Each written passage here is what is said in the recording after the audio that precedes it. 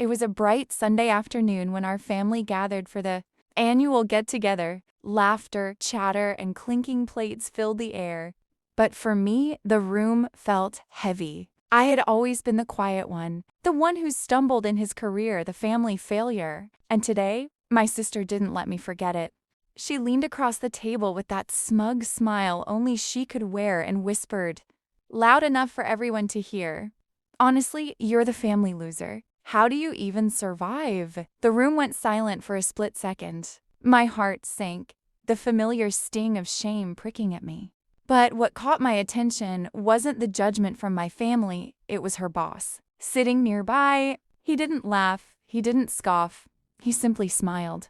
Not in a mocking way, but in a way that made me uneasy. A knowing smile. I remembered the first time I'd met him. Tall, polished, radiating authority, yet with eyes that missed nothing. I had barely interacted with him before, and now, the same man who had quietly watched me from across the room, during countless small conversations, was here again.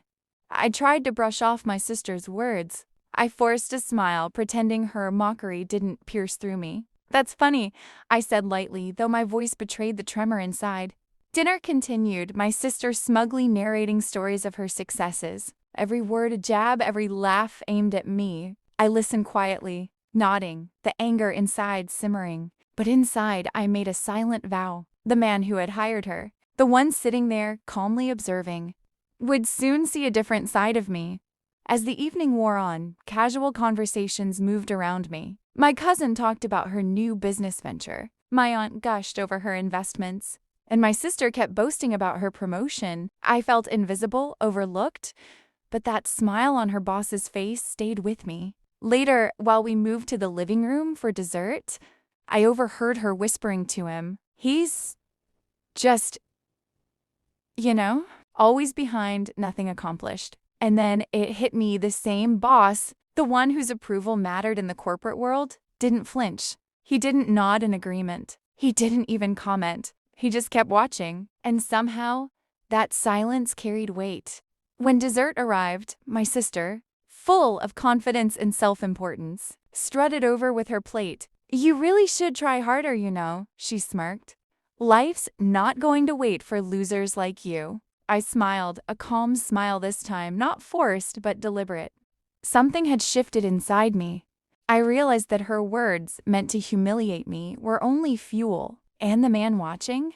He was no longer a distant observer. He was a silent witness to my patience, my restraint, and my determination. That night, I lay awake in my room, replaying the events in my mind. The insults, the laughter, the scorn. And that enigmatic smile. It was as if he had already seen the story unfold. But his judgment, unlike my family's, was measured, calculated, patient. I knew that the real game hadn't started yet. The gathering had ended, the plates cleared, the family laughter fading into the night. But for me, a new chapter had begun. And in this chapter, her boss, the man who had watched silently, would play a part I couldn't yet imagine. Little did my sister know, the family loser she mocked was quietly building something. Every whispered insult, every dismissive glance, every scoff was being stored like currency. And soon, the bank of patience and preparation would pay dividends. Part 2, 6,000 letters apro. Weeks passed after the party. My sister went on boasting about her achievements, sharing photos, updates, and stories, oblivious to the storm quietly forming. But I was not idle. I had spent years learning, failing, getting back up, and observing. I knew the right moment to strike, the perfect way to turn the narrative. Then came the opportunity. A startup, just the kind of innovative, high-risk venture I had been waiting for, was opening positions. And guess who was the lead consultant helping hire the top talent? Her boss, the very same man who had watched me.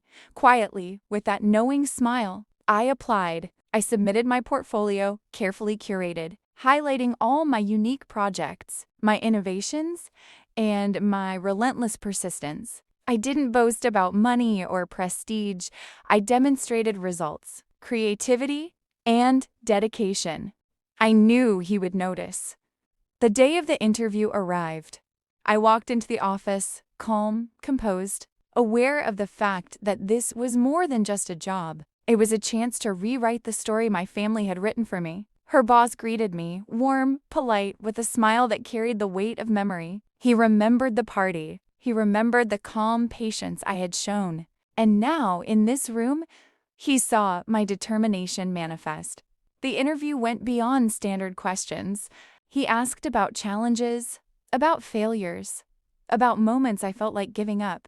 I answered honestly, speaking about my struggles, my family's doubts, my sister's scorn. Each word was measured, each confession genuine, and with each response, I could see him nodding, impressed, perhaps more than anyone else ever had. A week later, the call came. I had been selected not just for any position, but a leadership role in the very project she had boasted about. My heart raced. This was the twist she never saw coming. The family loser had just been handed an opportunity that even she, with all her pride, couldn't touch. When I shared the news at the next family gathering, the room froze. My sister's eyes widened, her smug smile faltering. "Wait, what? How?" she stammered. Everyone else looked at me, astonished, their previous assumptions crumbling, and then her boss, standing beside me, gave a small, approving nod. The same smile.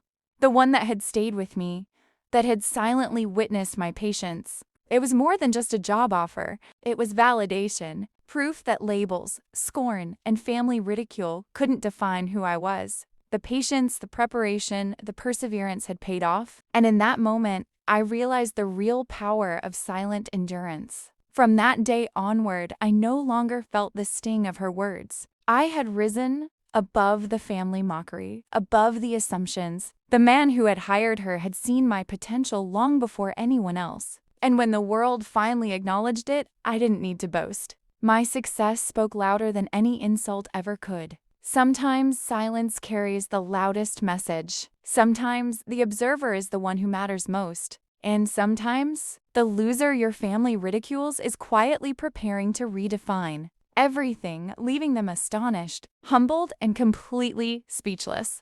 As for my sister, she never mocked me again, not because I confronted her, but because the story had changed. The family loser had become the one everyone watched, admired, respected, and quietly unstoppable. And that knowing smile, it stayed with me, a reminder that patience and preparation always win in the end.